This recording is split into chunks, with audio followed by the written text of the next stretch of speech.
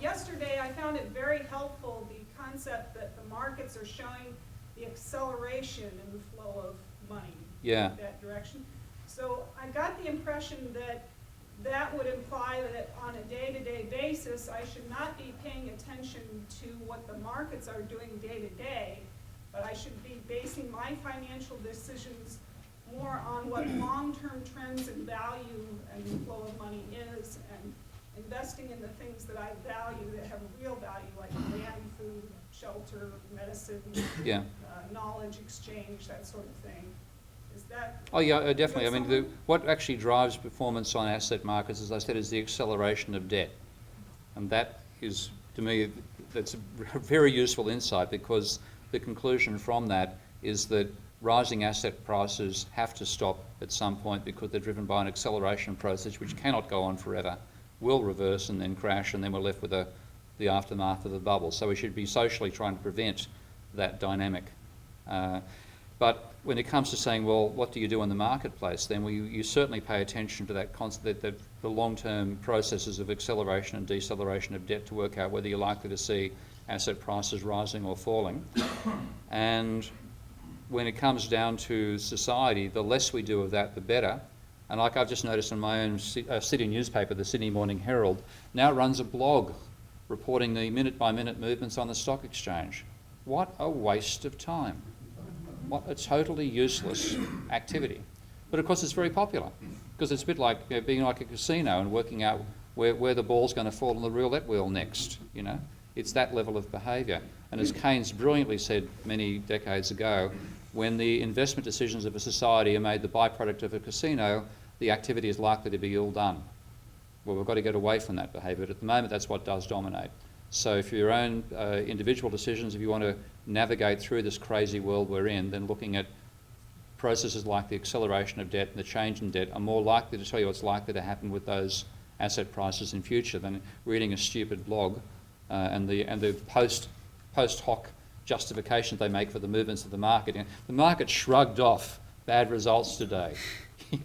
They personalise the market in an absolutely hilarious way. We need Monty Python to come back and do all this stuff for us again.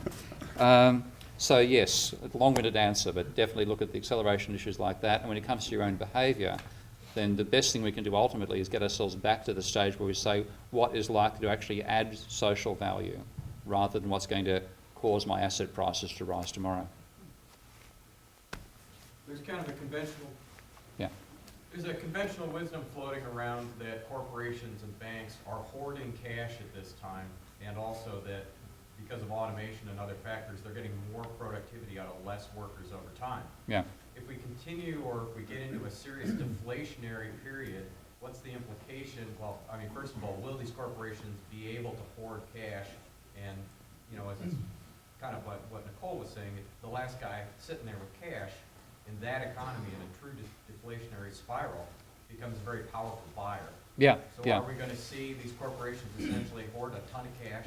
Yeah. Be even more hugely powerful than they are? Can you rephrase also for the audio? Rephrase the question.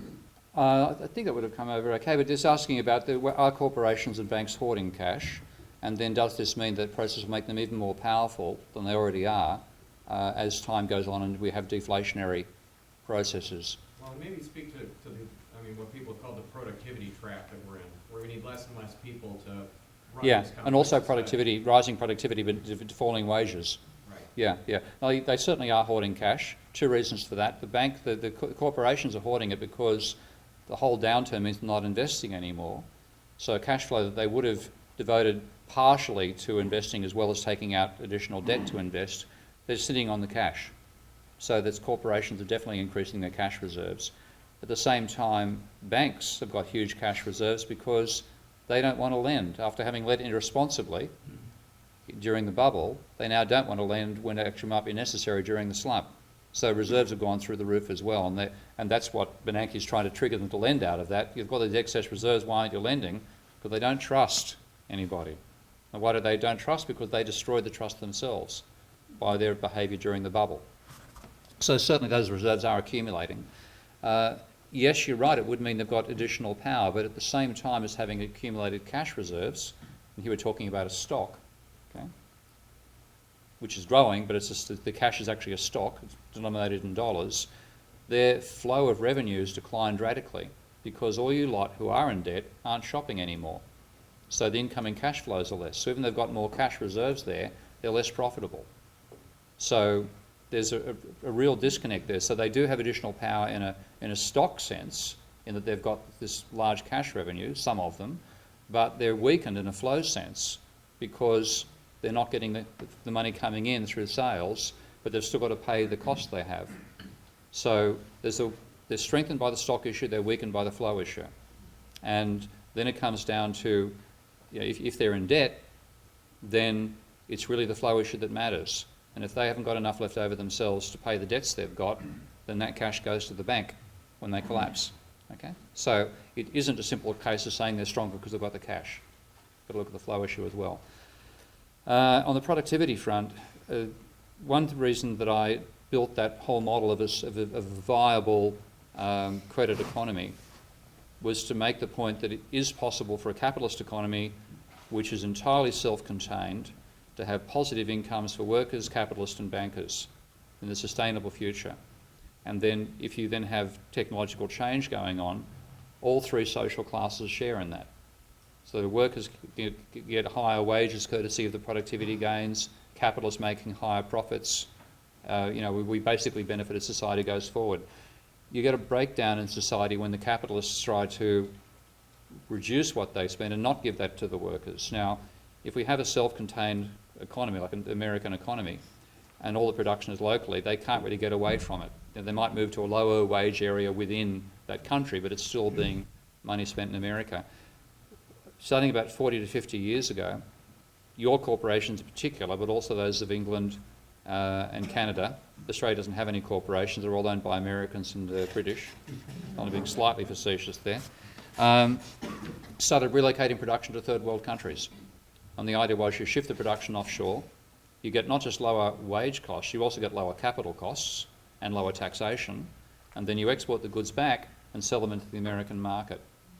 And that is a large part of why they could no longer they could get away with not sharing the productivity benefits anymore, because they're not getting the labour from you either. And this whole process of de-skilling of America began at that stage. It's gone quite a long way. And the Chinese, by the way, on the other hand, were upskilling and damn well knew they were doing it. One of the classic industrial pieces of industrial warfare over human history, the way in which China has managed quite deliberately to industrialise by encouraging American corporations to relocate to their countries and bring their technology with them and create Chinese capitalists, all put together very intelligently by the Chinese. With that denuding of your industrial base and the increase in unemployment and welfare, because people who don't have particular high skill levels can't get jobs as process workers in factories that aren't in America anymore. So you've got a growth in welfare and so on, and that was all masked by the rise in debt at the same time. The consumption was then funded more by debt. You can fund some consumption from debt. I underplayed that in talking about where those three streams of money go to in my talk yesterday, but fundamentally you can mix. You can use income to buy property, you can use debt to buy consumption. It's a predominant bias that debt goes towards investment and speculation, not an exclusive situation. So that is a large part of why your productivity has declined, and what you've seen is because you're not building a skill set anymore. You're being de-skilled. You don't have the same level of engineers, skilled tradesmen and so on you used to have, and your wage levels have gone down as well, real wages. So that is that to me was really driven by the relocation of production.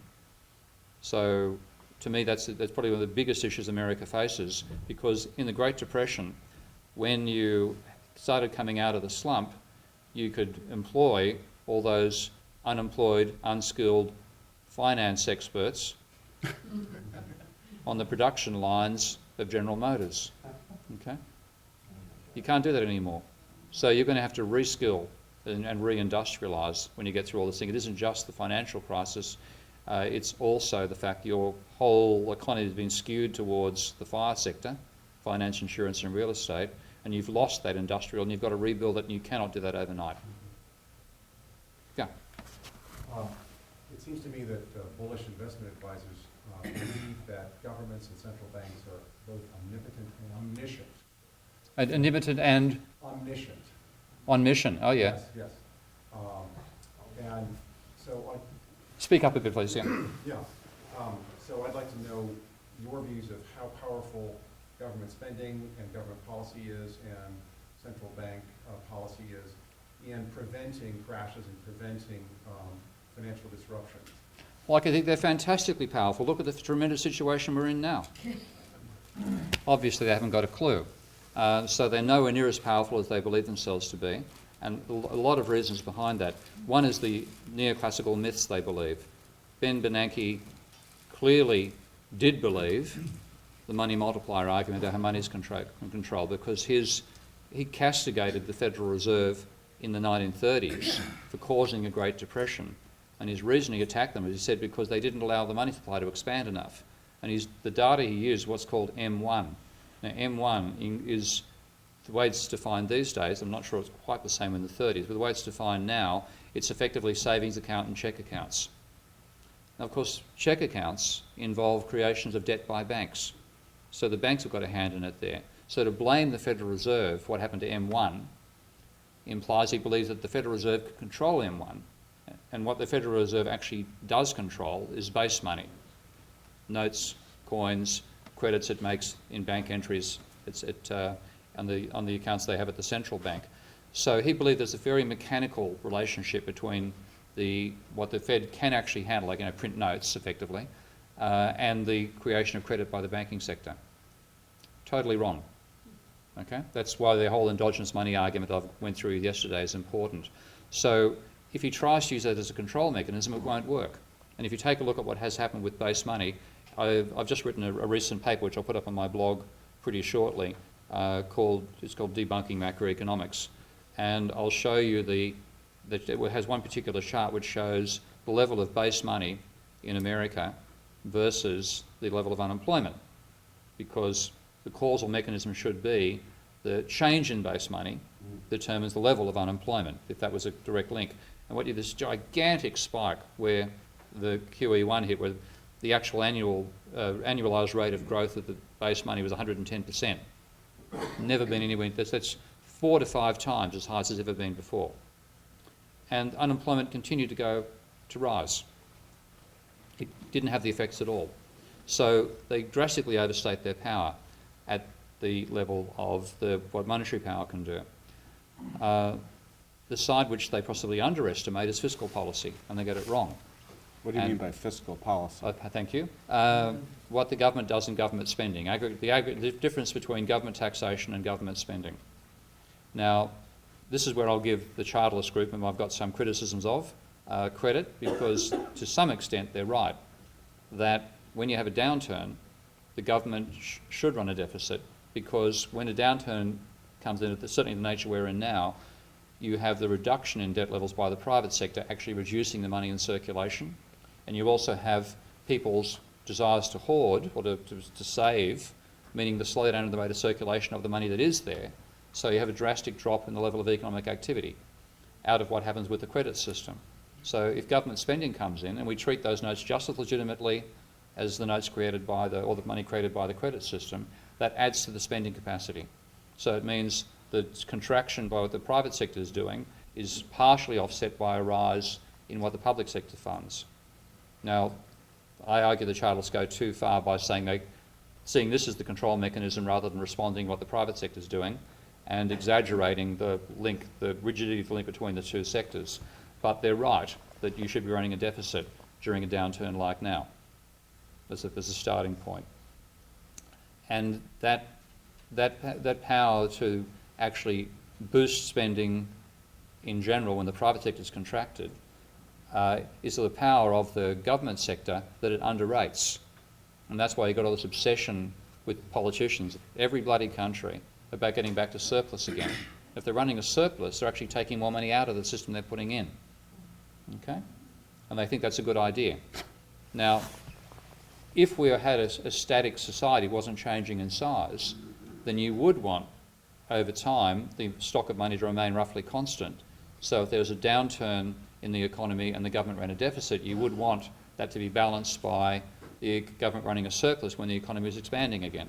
Because what that would be a bit like, it'd be a bit like an air conditioner in a room. The actual amount, the heat of the room was determined by the climate, economic climate. And when the climate dropped too much, then the homeostatic sensors of the air conditioners click into power and they pump out warm air, and that makes the temperature less volatile than it would be without the air conditioning unit. That's why we like air conditioning.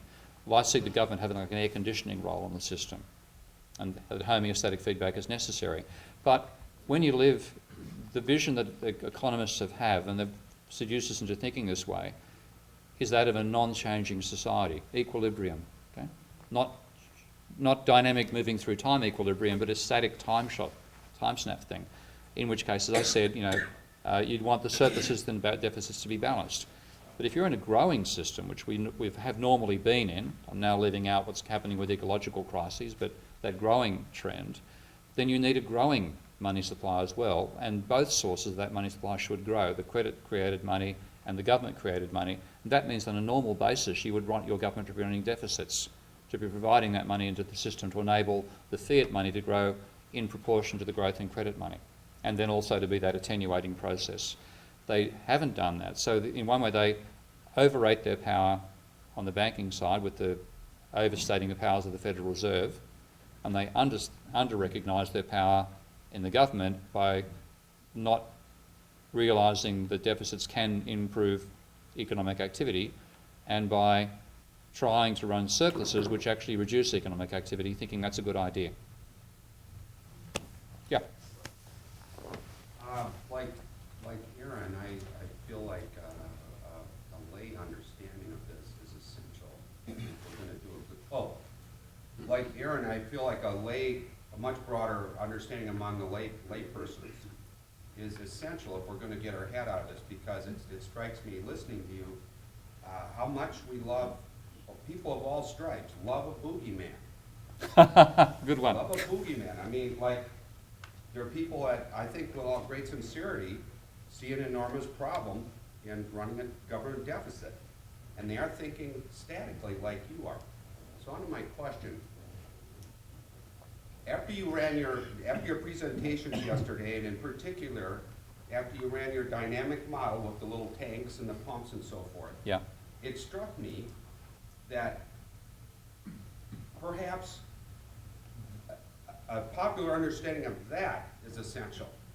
Yeah. That, a person on the street, a reasonably informed citizen, needs to understand that model or something akin to that if we're going to have any hope of getting these kind of communities we keep talking about, whether it's really intensely local or maybe have some banks or what the hell ever we're going to exchange. We need to understand that. So afterwards, I asked a lot of people, can you imagine explaining what Dr. King did? And can you imagine learning to explain that to other people? Yeah. And the response was pretty overwhelmingly negative. And so I wonder, Negative. can't imagine learning it. Can't imagine. Too hard. And Oh dear. It's okay, Steve. I've got enough work ahead of me, haven't I? Okay. I'm not trying to put this on you because, among other things, I think one of the things that even though we talk about static models, humans are good at seeing stuff move. We pay attention to things that move. So a model that moves around, we see this going on. Yeah. I mean, there's some intuitive there, even though you don't necessarily know the mathematics. It's like, folks, you can shoot the bankers, you can do this, you can go to gold, and this is what happens. It doesn't matter who's sitting in these chairs. It's basically like hydraulics, or it's like momentum and things like that, or an airplane. You don't get to wish that it did something else. Yeah. So I'm kind of more throwing that out as a challenge.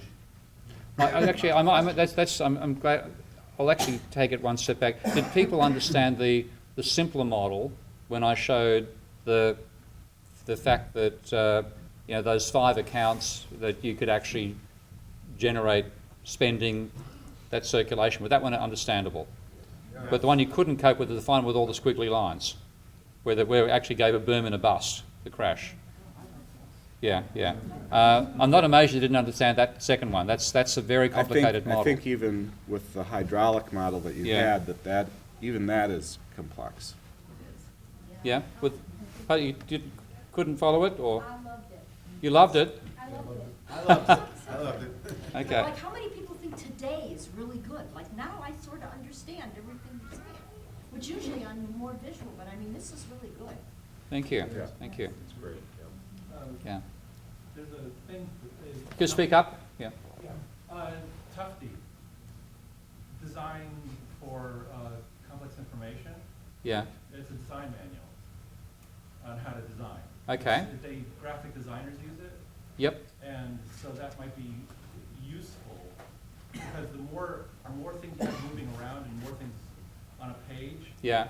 the more cluttered it looks. I agree. The less able Yeah. we are as I mean, human beings to understand. Exactly. I mean, that's why I'm designing the package I've called Minsky, which I'm getting designed right now. I'm designing that because when I tried to build those models in the simulation software that engineers use, I simply couldn't follow it. I mean, I'm seeing INET on Monday, and as part of the new proposal, I've said, here's what I can do with Minsky, with the tabular approach, nice and easy to understand, here's the simulation, here's the matching diagram in VisSim. That's not actually true, because I couldn't get the bloody VisSim diagram to work. There's a bug, I've got a problem, an error in there somewhere, and I can't work out what it is. I wrote the damn stuff, you know. So that visual clutter means it's just impossible to interpret it. So what I'm trying to do with Minsky is get to the stage where just that table is there, and then where the other flows exist, they're more clearly easy to follow. Like that one where I showed you the Goodwin model, where I had capital to output to labour. Was that one digestible for most people? Were the cycles, were that okay? Okay, so. I accept that point. Oh yeah, no, I wasn't criticizing you because I. Oh, I know. Actually, what I'm saying, I'd like to get that manual. I didn't get it. If you can send that manual link or the link for the manual you mentioned a moment ago to me by email, Sure.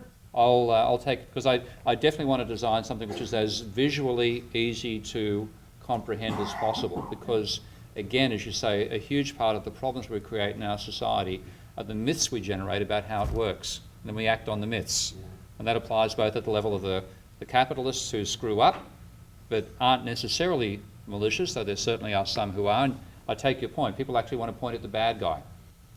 It's American hang-up. You know, we shoot the bad guys, everything's going to be okay. You know, it's the system that has flaws, and some people will exploit it, but it's systemic issues you need to worry about. But to communicate those, you've got to be as visually clear as possible. So I'm working towards it, and I know what I used yesterday wasn't the best tool. The objective is to get to the stage where you all have the I loved it reaction to it, and you can see how it works, and the confusion disappears. But I know I'm not there yet. I think one of the reasons that yesterday I tried to show that you can have the banks, the people, and the firms, and just one line connecting each one, and talking about how there is a net flow between each of the three individuals. So you might have money coming from us. We are being drained. Our stock, the amount of money that the people have is going down. That money is flowing to the banks and to the firms. Yeah. On average. Yeah. I mean, it's an average Yeah. flow. And then, but when it gets to the banks, it's not flowing out. Yeah. So the money right now, right today, the money is flowing from us to the firms and the banks both. From the firms, the net flow is also towards the banks. So money is being taken from us and from the firms, which are really very similar in nature. It's going into the banks, and it's just being drained out of the economy. It's not just draining like out of the that. economy. It's not coming back into the economy fast enough. Again, one thing I emphasise Well, about again, money, net, it circulates. net, Yeah. net. I'm talking about the net the flow. The net flows, are going in one direction. I really want to make sure that what I design using this is as accessible as possible to as many people as possible. And one thing INET's required, and I'm quite happy about this, is the software is free, which presents a dilemma for me because I can't sell money to help develop it, but it means we can get as far as possible into the public. And I want feedback on that. So if you follow my blog, I'll mention when the first version of Minsky is available, and I would then like people to give me plenty of feedback about how usable it appears to be and so on, because I've got my own ideas about how to make it accessible, but I can make errors in what I think is straightforward versus what other people think. So that feedback process is essential.